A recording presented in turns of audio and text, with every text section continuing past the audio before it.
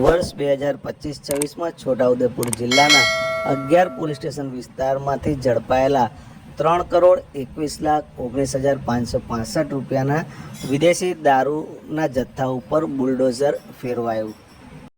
છોટાઉદેપુર જિલ્લાના વર્ષ 2025-26 માં કરાલી, જેતપુર, પાવી, કદવાલ, છોટાઉદેપુર, જોજ, રંગપુર, પાનવડ, કવાંટ, બોડેલી, સંખેડા અને નસવાડી મળી કુલ 11 પોલીસ સ્ટેશનમાં દાખલ થયેલા ભારતીય બનાવટના વિદેશી દારૂના કુલ કેસો 412ની અલગ અલગ બ્રાન્ડની નાની મોટી બોટલો તથા બિયર મળી કુલ 1,33,059 કુલ કિંમત 3,21,19,565ના વિદેશી દારૂના અને બિયરના આ જથ્થાનો નાશ કરવામાં આવ્યો હતો।